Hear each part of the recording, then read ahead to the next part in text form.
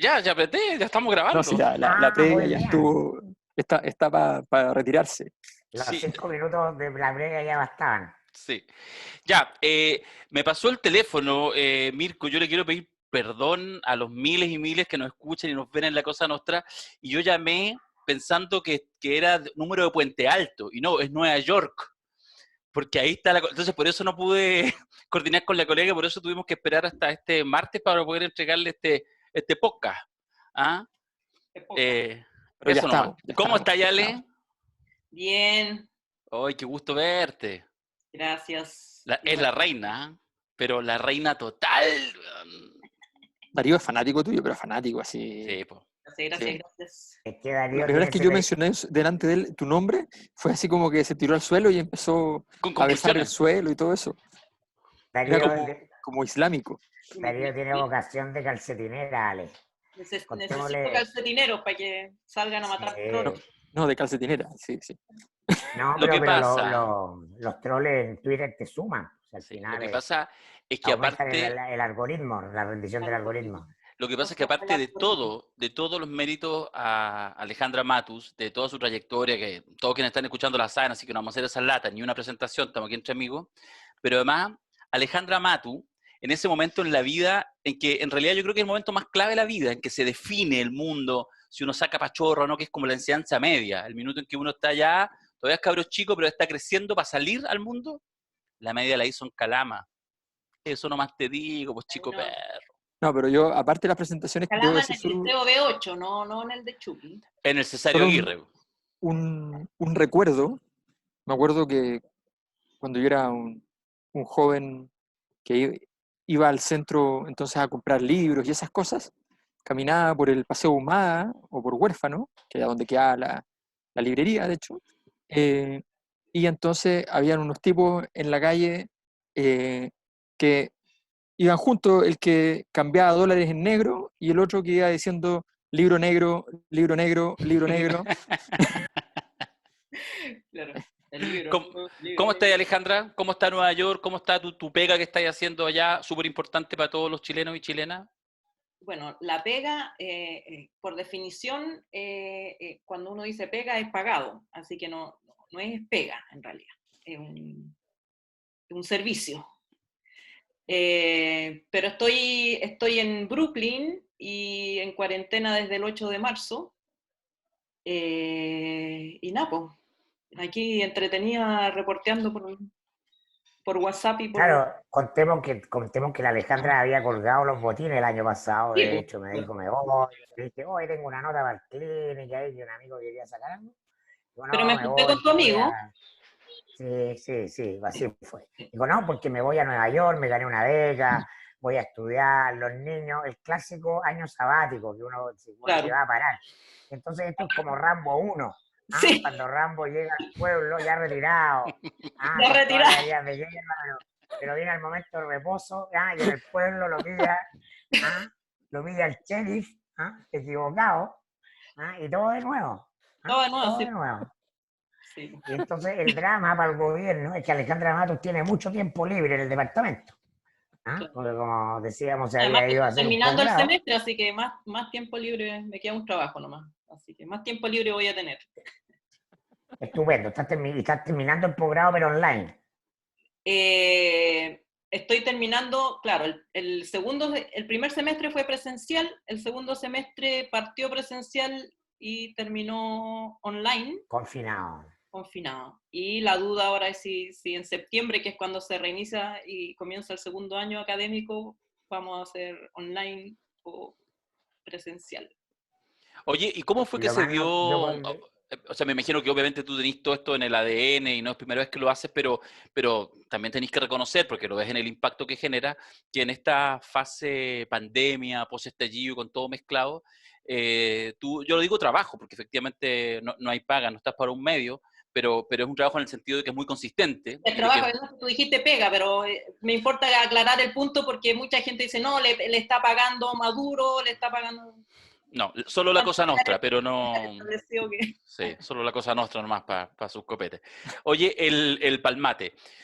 Pero ¿cómo ha sido, así como en este par de meses, esta cuestión, ¿cachai? De empezar a subir, a cuestionar permanentemente, ser un actor súper incómodo y evidentemente súper necesario para evitar que justamente en tiempos de pandemia, no solo en Chile, en cualquier parte del mundo, los gobiernos aprovechen de pasar la aplanadora y de que efectivamente la información sea solamente un recurso de poco. ¿Cómo ha sido así como en el día a día? ¿Cómo te metiste? ¿Y cómo evaluáis también el impacto de esta ola? Insisto, en una periodista que tiene toda una trayectoria gigante, pero que igual hay un código nuevo, hay cosas nuevas en esta pasada, ¿no?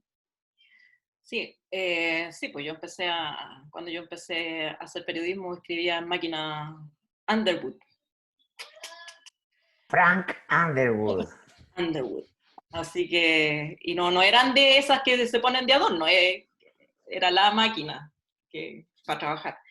A ver, me metí porque el tema me causa obsesión, o sea, cuando empecé a seguir desde las primeras noticias de China y digamos, me metí, me puse a leer, leí papers, leí lo que hace uno cuando tiene curiosidad.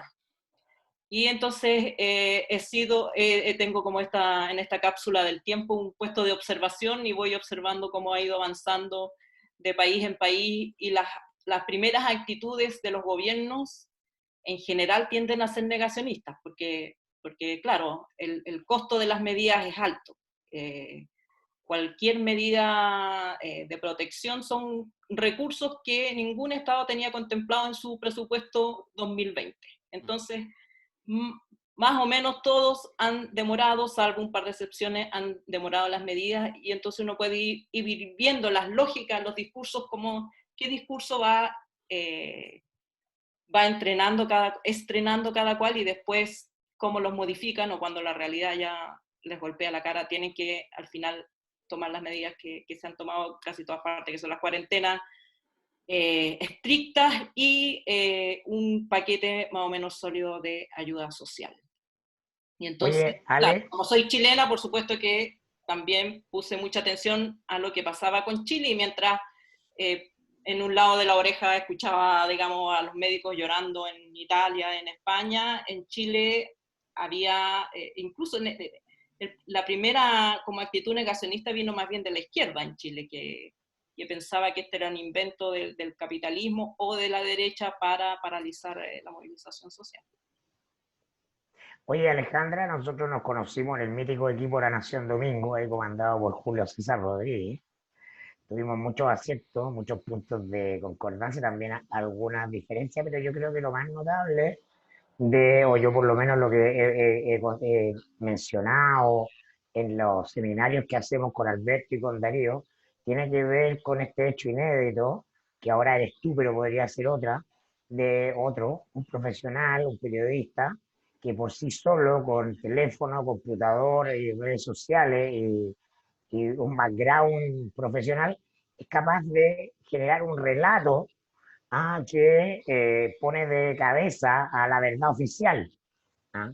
Básicamente, esto tú lo has hecho a partir del tema de los muertos, si mal no me equivoco. No he seguido diariamente todo tu trabajo, pero he visto que tu capacidad es la de construir un relato paralelo. Ese relato hoy día es el poder, ¿no? Acuérdense todas las veces que se ha dicho en la política en los últimos años, es que el gobierno no tiene relato, particularmente la derecha o el gobierno. Entonces, hoy día los datos, que aquello que es como el insumo, como los ingredientes que toman un periodista, sirven solo en la medida en que uno va haciendo una narrativa que no tiene que ver con literatura, sino que tiene que ver con la construcción de sentido de esos datos. Y eso es lo que yo siento que hoy día tú haces ¿ah? Como símbolo, como capital de una época en que un individuo con voluntad y mínimos recursos puede gestionar eso frente a un gobierno, ¿o no? A ver, puede ser que en la interpretación, en la metainterpretación, lo que tú dices sea cierto. O sea, no niego esa interpretación, pero a mí lo que me parece es que en Chile estamos intoxicados de esa cultura política del famoso relato.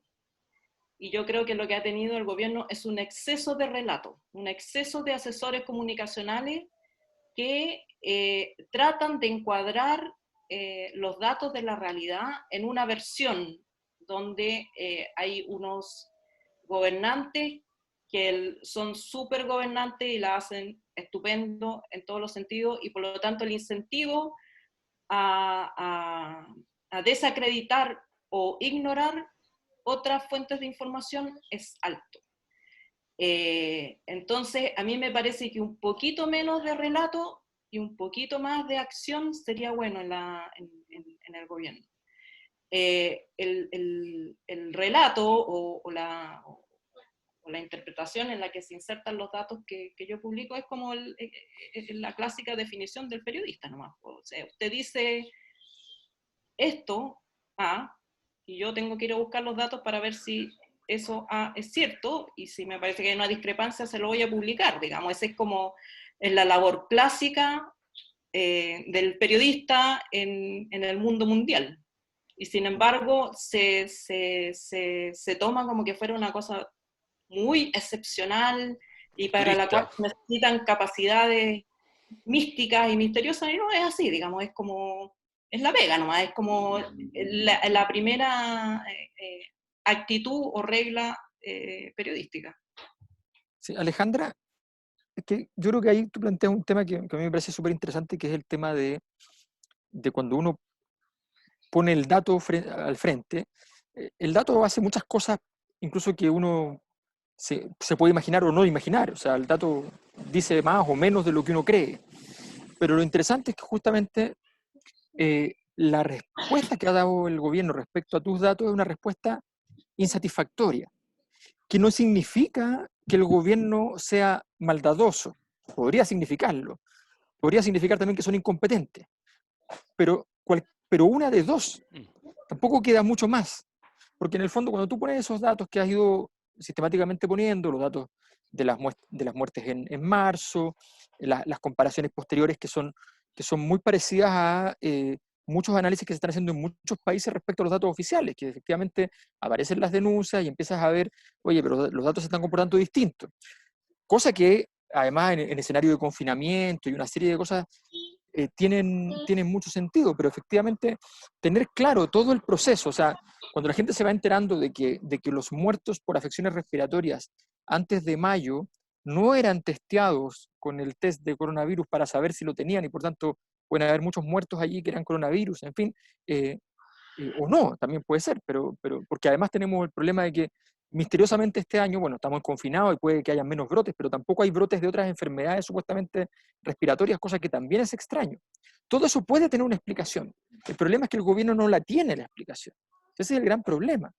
Porque tú dices una serie, por ejemplo, de los datos que tú dices, también hay cosas que, y conozco casos con experiencias, incluso con experiencias bien trágicas, que son así, de personas a quienes el sistema de salud de alguna manera va denegando el servicio de atención justamente porque está concentrado en el coronavirus y no tiene tiempo para dedicarse a otras cosas, ¿ya? Entonces, no es una muerte directa por coronavirus, pero es una muerte sistémica por coronavirus, ¿ya? Y esas muertes existen. Entonces, también podría ser que digamos, no, que el problema, estos muertos no son todos del coronavirus, pero el fenómeno está allí. Entonces, pero igual hay que estudiarlo. Bueno, de hecho, en todas partes cuando se detecta este exceso de mortalidad, en la explicación son varios factores. Una son las muertes directas, de muertes no reportadas por COVID, y otras son estas que dices tú, la gente que no tuvo acceso al tratamiento, o porque le dio miedo, o porque no alcanzó en medio de cuarentena, de posibilidad de trasladarse a un servicio que está dedicado casi exclusivamente al COVID, no alcanzan a recibir la atención que se necesita. Y uno o sea, hay que pensar qué va a pasar, no sé, el gobierno hoy día no dio una explicación, pero se va a transformar la posta central en camas UCI para el COVID. ¿Y qué va a pasar con la gente que normalmente llega a la posta? ¿Dónde se van a atender o cómo se va a hacer? Es probable que también ahí se te van produciendo efectos colaterales, pero que ese no es el punto de mostrar el dato, sino el punto es decir, aquí hay una brecha entre lo que se declara y lo que está pasando en la realidad, y uno espera que eso se investigue, no que se diga esto no existe, que ha sido más bien la actitud del gobierno. Porque claro, que había un lunes más. un lunes más, Sí, o muy incluso mala. Piñera, Piñera Mañalich dijo textualmente que era improbable que en Chile hubiera un solo caso de muerte COVID no reportada. O sea, como se ha ocurrido en todos los países, con qué, sobre la base de qué hace una afirmación tan temeraria. Entonces uno ve que el instinto o la guía de actuación del gobierno está inspirada por ajustarse al relato de los mejores. El país con más baja letalidad, el país que hace más test, el país que ahora incluso en el momento más dramático de Santiago tiene exceso de camas UCI, tiene holgura y esa holgura se va a aumentar. O sea, siempre poniendo el énfasis en que Chile lo está haciendo súper bien y que toda posibilidad de decir que a lo mejor no es tan así, es parte de gente que quiere hacer una campaña política en contra del gobierno. O sea, es como la más básica de las conductas políticas, y a mí me parece que es mala a largo plazo, porque a largo plazo la realidad te va a explotar en la cara igual. ¿Cuál es el largo plazo, Ale? Y la No, pregunta es, largo plazo, 3 semanas, no, largo plazo. ya, Sí. eso es largo plazo Eso es esta largo plazo conversación, ya para dejarlo. Claro, porque el gobierno ha sido resistente a modificar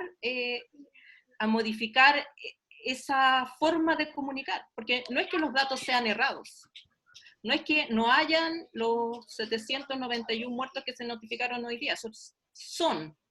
El problema es lo que se omite, o lo que no se, la información que se ignora, que a lo mejor no son 700, que son más. Entonces, si tú agregas ese otro delta a la información, entonces no empiezas a hablar de nueva normalidad, no empiezas a esperar a decir que hay comunas que superaron, que vencieron al virus, cuando sabes que en esas comunas hay miles de test que no han sido procesados. O sea, hay otras causas, hay otras posibles causas para que en una comuna alejada de Santiago haya una baja positividad. Por ejemplo, el retraso en los test. Pero si tú como autoridad no haces el esfuerzo de averiguar y moderar tu optimismo con los datos que cuestionan tu propia información, entonces lo que resulta son políticas erradas para el objetivo que se quiere cumplir, que es aplanar la curva de contagio. Ahora, con un gobierno, yo creo que a esta altura del partido, con políticas medias psicóticas. O sea, porque además hay una falta de entendimiento de la realidad, porque eso que tú decías, y esta cosa así como, o sea, el gobierno de los mejores. Ok, eso es Piñera, y Piñera de alguna manera también representa parte de un cierto alma nacional. Pero eso tenía sentido en su primer gobierno, hace un año atrás y todo. O sea, después del 18 de octubre no queda nada de eso, no hay ni una posibilidad, pero es cierto que efectivamente sigue pasando, lo que comentábamos hace un rato atrás, con el tema de las cajas. O sea, poner un camión 3/4, porque además no cabe uno más grande, en La Moneda para sacarlo por el patio de los Cañones, porque ese mono es de otro mundo. Y lo siguen repitiendo, y lo siguen repitiendo, y lo siguen repitiendo. Lo repiten porque funciona. Claro, porque o sea, claro, el gobierno detectó a principios de marzo que esta conducta, el hombre con delantal blanco, asegurándote, dándote tranquilidad, que todo está bien, que todo se va a resolver, que Chile es distinto, que Chile es excepcional, resultó porque subió en las encuestas. Y entonces, como se siguen aplicando como las mismas metodologías del pasado, si la encuesta dice que estoy bien, entonces estoy bien. Y no voy a hacerme caso, no voy a poner atención a nada más. Y ese es un problema de ejecución política, porque cuando no hay vidas de por medio, cuando no es la salud, no importa tanto, te puedes reír, ya puedes decir, ya, el gobierno de los mejores, ya sí, más o menos, bueno, lo creo o no lo creo, pero cuando de esa manera de diseñar la acción política estás poniendo en riesgo a un mayor número de personas, entonces es grave, porque esas personas se van a agravar y van a morir independientemente de que tu punto de prensa diga otra cosa. Ahora, A eso me refiero con que la realidad te va a golpear en la cara. Sabemos que el gobierno chileno, o sea, o que Chile no ha sido el mejor en la pandemia, el que manejó la pandemia no es Nueva Zelanda, etcétera, pero tampoco es el peor. No, y nadie ha dicho que es el peor. Exacto, no, claro. O sea, de hecho, si tú lees los tweets que yo he publicado, es periodismo informativo 1, 0 adjetivos, informativo 1. O sea, estos son los datos de marzo del 2020. No he dicho, esto pone a Chile en el peor lugar del mundo. No he dicho eso, ni lo pienso. Pero sí me parece que hay información que es relevante y que no solamente he levantado yo, han levantado los epidemiólogos, la funeraria, la gente que te manda los certificados médicos. O sea, hay muchos indicios. No es solamente un indicio estadístico, hay un indicio también real de que esto está ocurriendo. ¿Y por qué es importante?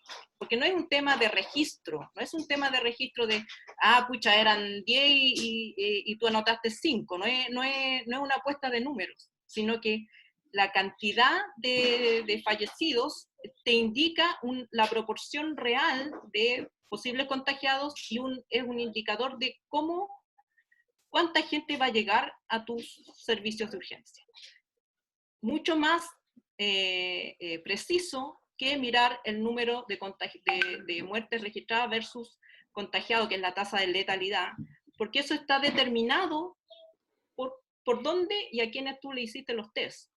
Y están estos de fases de tiempo y en fin, todos los análisis que se han hecho, que es un índice engañoso, pero el gobierno insiste en mostrarlo también, este índice de letalidad, como una especie de éxito gubernamental. Oye, Alberto. Esa es la trampa. Alberto, perdona, no sé si a ti te pasa, porque a propósito de la definición que hacía hace un rato la Alejandra en términos como de los datos, ¿cachai? De la importancia de los datos, de la realidad, con todo lo que eso está en cuestión, en el fondo para poder, en este caso, hacer periodismo, que de alguna manera yo siento que hay ahí harta analogía con el tema también de la manera en que tú entendí que se hace teoría. Es decir, ok, uno elucubra todo lo que quiera, pero efectivamente tiene que apegarse a la realidad, una mirada de datos para poder hacer construcciones teóricas. Sí, o sea, obviamente, más yo creo que es un ejercicio higiénico bueno para uno también. Yo me acuerdo cuando preparé la presentación de NADE que dije 3 gráficos por cada adjetivo, ¿ya? Entonces, porque en el fondo te ordena y deja muy en claro. O sea, por ejemplo, en esa misma presentación yo me acuerdo que vi presentaciones anteriores de mucha gente, qué sé yo, mucha gente de derecha naturalmente, y ocupaban las mismas herramientas, las mismas encuestas, los mismos datos de tal ministerio X que yo tenía, pero habían visto justo el otro dato, ¿no? Entonces veían el aumento del consumo en la cantidad de carne, ¿ya? Pero no veían las dificultades que las personas expresaban respecto a la sostenibilidad de su economía hasta fin de mes. Entonces, cuando tú empiezas entonces a seleccionar los datos de una manera que es más o menos arbitraria, o cuando sencillamente te quieres esconder frente a una situación como esa, ese es un momento muy grave para un gobierno porque en el fondo tú te estás quedando ciego. O sea, aquí el problema, insisto, puede ser que haya maldad y se quieran ocultar datos, pero el punto de fondo, quizás peor incluso, porque el malo por lo menos sabe que es malo, el punto de fondo es si acaso el gobierno sencillamente se quedó ciego por opción propia, porque tenemos varias cosas que son graves.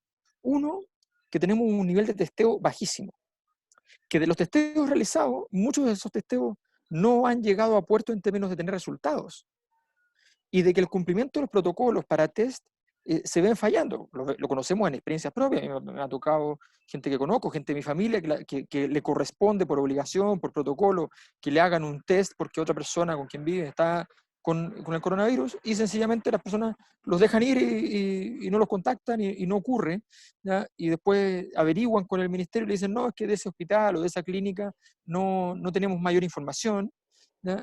Y aparentemente no hay nadie, y sabemos que en ese lugar está lleno. Entonces, toda esa situación, que es parte de la responsabilidad fundamental de los gobiernos, es parte de la preocupación. O sea, el problema no es si los números están buenos o están malos en términos de evaluarlos como tales, sino que la pregunta es si creemos que todavía tenemos el sistema de salud más o menos razonable y respetable, que ojo, lo que dijo Mañalich era muy desafortunado para el momento, pero en términos históricos, Chile es un caso ejemplar a nivel mundial de con poca plata haber hecho buena salud pública. ¿ya? Y es un ejemplo de análisis de los tipos más expertos en el mundo en el tema. Pero no sabemos si eso que ocurría en el pasado sigue siendo cierto hoy día, considerando que además ha habido toda una política de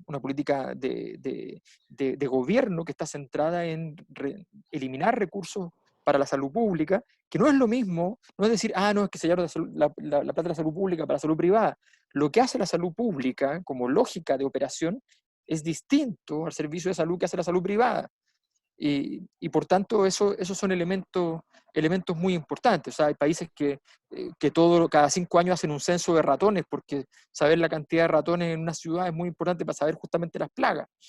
Entonces, eso yo no sé si en Chile se está haciendo, por ejemplo. Chile está lleno de ratones. El Congreso está lleno de ratones. Oye, ¿qué pasó en el Alejandra, Congreso? Sí. No sabemos. Yo quería hacer simplemente un punto cortito con lo que dice Alberto, que una cosa es el servicio de salud, que efectivamente yo comparto contigo que es un servicio altamente eficiente para la cantidad de recursos que tiene, y eso probablemente ha permitido en la primera etapa, en marzo sobre todo, contener bastante la ola de casos que llegan, porque de alguna manera con esos pocos recursos han logrado manejar la sobredemanda. Pero este no es un tema de los servicios de salud, este es un tema de política, porque no hay ningún sistema de salud del mundo que pueda resistir la ola de atenciones de urgencia si la política no toma estas otras decisiones de contención, que son las cuarentenas, o el testeo masivo y aislamiento selectivo y estricto de los contactos, como Corea del Sur. Pero digamos que Corea del Sur y un par de ejemplos más son la minoría, porque además tienen una cantidad de recursos tecnológicos envidiables que hacen seguimiento de las personas donde se mueven, etc. Entonces, no somos Corea del Sur, por más que el gobierno haya dicho que esa es la política chilena, hay mucha información que desmiente, digamos, ese ideal. Y el otro ideal, o sea, no es ideal, pero es la otra medida posible, ha sido cuarentenas estrictas cuando pasa esto que dices tú, cuando yo ya no sé quién está infectado y quién no está infectado, no tengo capacidad de hacerle test a todos, no tengo capacidad de hacer investigación sanitaria para saber cuál fue el contacto de quién, y en ese momento se aplican las cuarentenas totales y estrictas, porque, ¿cómo se llama? Es la única medida para prevenir que la gente inunde los servicios de salud. Así todo, y es una medida preventiva. O sea, mientras más tarde la tomas, menor efecto tiene en el plazo inmediato, porque la gente que se contagió antes va a llegar igual. O sea, la gente que ya está contagiada va a llegar igual, aunque dicten la cuarentena. Y ese yo creo que ha sido el problema de Chile, que ha difundido la idea de que Chile se parece a Corea del Sur en su capacidad de testeo, y por lo tanto ha demorado las cuarentenas, y por otro lado aplica las cuarentenas como si las cuarentenas fueran a curar algo. Entonces aplica una cuarentena 7 días, después la levanta, después la pone, después la levanta, después la pone aquí, la saca allá. Y digamos, con ese tipo de medidas, lo que está haciendo en la realidad es que la epidemia se propague a una velocidad mayor, y va a llegar el momento en que el sistema de salud chileno, por bueno y eficiente que sea, no va a poder contener, y va a llegar el momento, digo, no de aquí a un año, va a llegar el momento en una semana, en 2 semanas. O ya llegó. O ya llegó. O ya Psicóticos. Alejandra, se habla de la cantidad de muertos, que hoy día son 700 y tantos. ¿Tú tienes estimaciones de cuántos deberían ser en verdad los muertos? Y dos, tú, a la luz de todos los antecedentes que tú has reunido, ¿tienes una opinión formada respecto a la responsabilidad política de Mañalich? ¿Es Mañalich responsable político de alguna falta que eventualmente el día de mañana pueda servir para una acusación constitucional en su contra respecto exclusivamente del manejo de la pandemia? Por ejemplo, lo que son las cuarentenas estratégicas, y respecto de haber tomado esa decisión. Te respondo lo segundo porque ya se me olvidó lo primero. Después me Los muertos. Los muertos. Mira, muertos estimados. Mira, el exceso de muertos, que son los muertos por sobre el promedio de Chile, en el tiempo que va desde el primer caso confirmado, que es el 2 de marzo, al 15 de marzo, más o menos, que fue la última vez que sacamos la cuenta, son como entre 1.800 y 2.000 personas. Esos son el exceso de mortalidad. Por otro lado, tenemos la cuenta de que entre marzo y abril murieron 4.201 personas de enfermedades respiratorias. Ha sido el propio gobierno que dijo que no hay otros virus circulando en forma significativa, y en esto coinciden los epidemiólogos, porque las cuarentenas no solamente han servido para aislar el coronavirus, sino también para evitar el contagio de influenza y otras enfermedades que son típicas de la época. Digamos, se ha retardado la entrada de esas otras enfermedades. Entonces, querría decir que estas 4.200 personas, una cantidad importante, son o han sido o han fallecido por causa del coronavirus. El gobierno dice que no son 4.200 personas, que sus análisis dicen que son 1.900 personas que murieron por enfermedades respiratorias. Bueno, si son 1.900 personas que murieron de enfermedades respiratorias en el periodo en que el propio gobierno dice que no hay otros virus, entonces es altamente probable que una buena proporción de ellas fallecieron por COVID y no fueron registradas como tales. Y o sea, 5 veces más de lo que tenemos hoy. Claro. Ahora, ¿qué número exacto? No se puede saber, porque además el gobierno ha sido muy mezquino en entregar información. El registro civil, la primera base de datos a la que yo accedí de manera reservada, tenía causas de muerte, edades y número, con lo cual me fue posible también no solo identificar que había un mayor número de muertes, sino que además estaban fuertemente cargados para la persona sobre 50 para arriba, digamos. Sí. Mientras más edad, mayor el número de muertes, y eso coincide también con la gente que muere por COVID. Pero para y lo de Mañalich, sí. Claro, pero el registro civil, que cuando después de toda esta presión finalmente empieza a publicar el número de fallecidos diarios, no pone ni causa, ni edad, entonces no es posible saber qué causa se le ha puesto en los certificados de defunción a esas personas. El DEIS tenía plazo hasta el 20 de mayo para entregarme una respuesta que le pedía transparencia y simplemente no contestó. El ISP me puso plazo hasta el 6 de junio y tal vez lo vuelvan a alargar. Adelante. El mismo registro civil también, aunque publicó estos datos en la web, a la petición de transparencia que yo hice también pidió postergación. Entonces, y mi experiencia no es única, es la experiencia de todos los investigadores de universidades, me escriben y me dicen a mí, oye Alejandra, compárteme los datos. ¿Por qué no están? Entonces, ¿cómo es imposible hacer una evaluación adecuada, tanto para respaldar las cifras que da el gobierno como para ponerla en cuestión? O sea, los datos no están.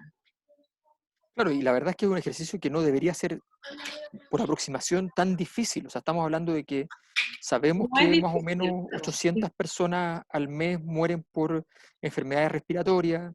De esas personas, en total al año son 4.000 personas las que mueren por neumonía. O sea, uno podría saber, porque el COVID normalmente genera la muerte por neumonía, podríamos saber cuánto han aumentado las neumonias en proporción a lo que es un mes normal, que son 350, una cosa por el estilo. Y también los paros cardiorrespiratorios, porque ha pasado que en la duda, muchos médicos, sobre todo en las muertes domiciliarias, te ponen paro cardiorrespiratorio, que es de lo que morimos todos. Que es como decir.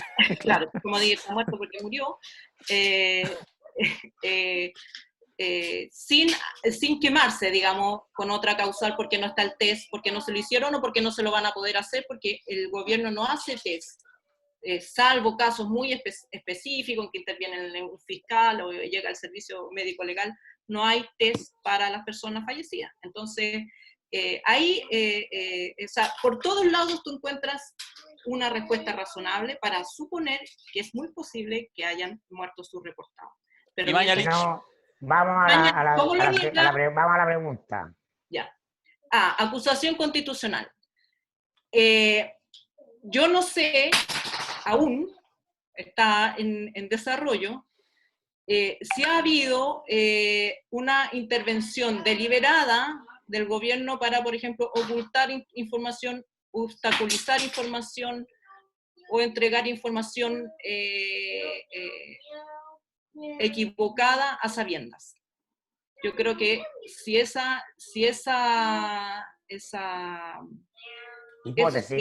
hipótesis se demuestra verdadera, no solamente es acusación constitucional, sino que también cabría una acusación penal. Porque una cosa es no saber lo que no sé porque no puedo, y otra cosa es tratar de impedir que se sepan las cosas como son. Pero mi pregunta apuntaba a la responsabilidad política, no la penal, en el sentido de que, a la luz de todos los antecedentes que tú has recabado, el hecho de haber decretado cuarentenas estratégicas en una primera etapa y que eso sea consecuencia finalmente de la expansión de la pandemia y de más muertes, ¿no da para responsabilidad política o no? Yo creo que da porque en Chile ha habido destitución de ministras porque hacen una declaración sobre las clínicas que harían aborto, digamos. O sea, no, pero en ese caso, la presidenta la que saca por razones políticas a la ministra. Estoy hablando de una acción en el Congreso. En el Congreso es notable abandono de deberes. Exacto. Y eso, a mí me parece que hoy día están las causales como para iniciar esa acción, probablemente por razones políticas sea imprudente, porque meter al ministro de Salud en una acusación constitucional mientras está en desarrollo la pandemia, creo que sería peor el remedio que la enfermedad, y que lo que habría que hacer es que alguien ayude a Mañalich a cambiar de rumbo.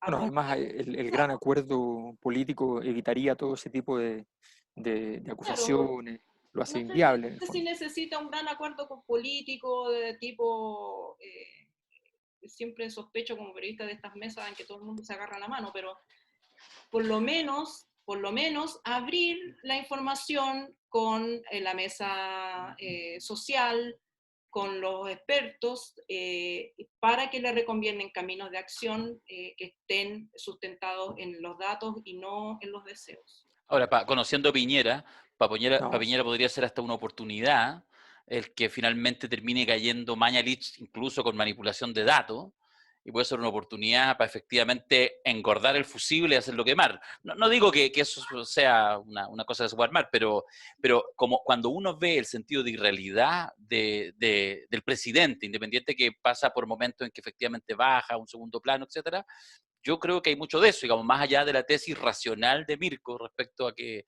Piñera no termina el mandato, yo creo que efectivamente su capacidad para vivorear y para jugar puede que sea más fuerte. Oye, pero hay una pregunta que yo no puedo dejar de hacer porque yo creo que es la más relevante, más pertinente y la más densa. Perdona, esto va a ser muy denso. ¿Cómo era Macari como jefe en La Nación Domingo? Eso en realidad, mira, todo esto que conversamos, yo sé que a Chile le importa, pero no a nosotros particularmente. Eso es lo que nos interesa. Te voy a diseñar un relato, porque la verdad es insoportable para los oídos de cualquiera. La verdad es que lo pasamos súper bien. El Mirko tiene como editor una cualidad que es poco corriente, que es estimular a su equipo a tirarse a la piscina. Y tuvimos grandes jornadas de edición y disfrutábamos mucho haciendo la pega, es verdad. Más allá de las peleas que teníamos, y que por cierto el Mirko y el Julio César siempre se jactaban de hacer cosas que no hicieron, pero bueno, esa es parte de sus propios relatos. No, pero eso es... ¿Cómo que no? ¿Cómo que? Ellos iban conversando en el supermercado, y entonces se les ocurrió hacer el tema Iván y ella. Oye, pero a propósito de cosas que hicieron o no La hicieron. literatura, pero Ese rumor que que dice que Julio César se contagió el COVID de una manera que es distinta a la habitual. Bueno, te lo voy a ¿Eso dar en, te tiene lo que voy ver a con lo decir que en- hizo o con lo que no hizo? te lo voy a decir en términos científicos. La probabilidad de Julio César de contagiarse de COVID es más alta que la media de los chilenos por su alto número de contactos. Es el presidente que necesitamos en O este sea, país, concha sería, mi ¡Qué madre. grande! sería una anormalidad que no se hubiera contagiado. Sería darle la razón a Mañalich, que a lo mejor la realidad no es tan terrible. Ojo, ojo que El hoy día presidente de la nueva anormalidad. apareció contagiada la diputada Sabat. Al Eso mismo no fue tiempo. casualidad. Es ¿Ah? correlación. El mismo día. compañero. Perdona, creo que viven en el mismo edificio. Boom, boom. Oh, Julio César, Bueno, en Oh, fin. presidente de la Unidad Nacional. Oye, tu cruzó amigo la Mamá. frontera. echando al agua. Matu lo pasamos bien en La Nación Uy, Domingo, ¿ah? Dijo, es que Julito era el editor, yo era el subeditor, Julito pero era el además, editor, claro. Julito pero era éramos, pero el jefe funcionábamos, era el Julito claro. César. Nunca tuviste dos jefes tan no jefes. Sí, pues no. Además, porque siempre respetamos mucho el trabajo de la Matu, entonces uno No, y proponía cosas, pero además teníamos varias capas de jefe, pues, porque arriba estaba Luengo, Batmut y otros. claro, claro. En ese Los tiempo, jefes no terminaban nunca, siempre Entonces, empezaban claro, pero Era el oye, proceso de Kafka. arriba. con Mayor el otro día él, le contaba a Alberto y a Darío el tema de Domingo Domínguez. ¿Te acuerdas tú que escribía las Domingo cartas? Domínguez. Y Que fue uno de los también, despedidos, dice la prensa.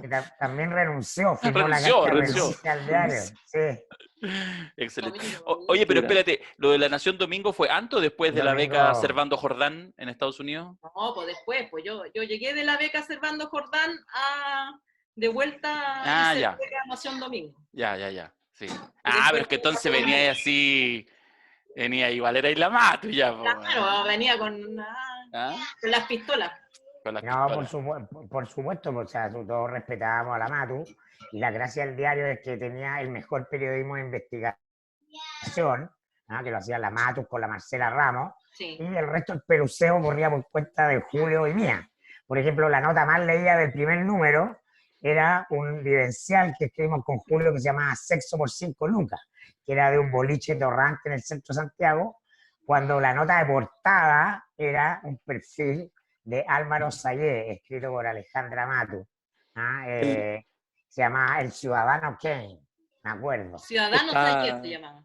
El Qué bueno. Ciudadano Sayé, el Ciudadano Está Sayé. Sí. está el departamento de investigación de la Ahora, cuarta. esa departamento de investigación investigación del New York vivencial Times juntos. de Julio César y Mirko fue muy profunda, con recolección, con mucho trabajo en terreno. In situ. Y siempre. Con mucha siempre, interacción, con mucha interacción. Nosotros siempre Mucha andábamos interacción. reporteando. Nosotros con Julieta César, toda la vida reporteando. Sí, reporteaban, sí, de noche siempre reporteaban, eran el dúo de Oye, ya, se puso bravo. Sí, ¿no? Yo tengo que ir No, a pero- dar comida al niño, así que ¿Sí? Ya, pues entonces yo creo que es momento oportuno de Tanta cochinada. eso. sí. Oye, Alejandra, Alejandra, yo te quiero hacer una pregunta antes que terminemos. ¿Qué va a pasar? ¿Qué proyectas tú en términos del comportamiento de la pandemia acá en Chile?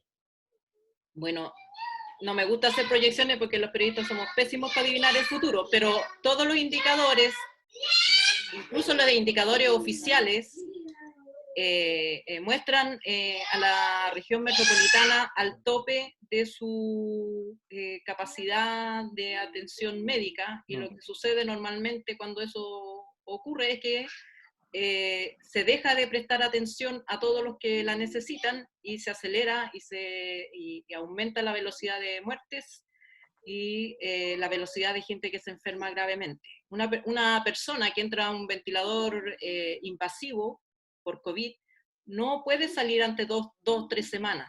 Entonces ese ventilador queda copado, no es como que lo voy a sacar mañana. Pero entonces empieza a tomar decisiones. Pues necesito el ventilador para una persona joven con posibilidades de sobrevida mayor que esta persona que está en el ventilador, que tiene más de 60 y tiene enfermedad de base. Y esas decisiones lamentablemente se empiezan a tomar y el sistema chileno también tiene tiene historia en eso. No es por nada que en Chile los pobres mueren 10 años antes que la gente que vive en Vitacura, Lo Barnechea y Las Condes. O porque se toman esas decisiones de hasta cuándo voy a cuidar al viejito, ¿le voy a meter o no le voy a meter el ventilador? Es una decisión bastante corriente, y entonces esto se va a acentuar. Querida, gracias. Disfruta gracias, todo lo que puedas en Alejandro. Nueva York. Y, Bueno, no, y no te... la cápsula del tiempo da lo mismo, podría estar en Tumbuctú y tengo la misma vista de la ventana, o sea, ¿no? Sí, Está difícil disfrutar Nueva York, pero por lo menos sé que estoy acá. por lo menos. Oye, ha sido un placer para todos. Gracias, gracias. Gracias a ti, Gracias, Gusto Matu, haberlos. Muchas gracias. Te Hasta la amo. próxima. Vamos a... Éxito. Esa es la cuña. Te amo, Mirko. Te amo, Mirko, sí. Eso. Chao. Gracias, Ale, cariño.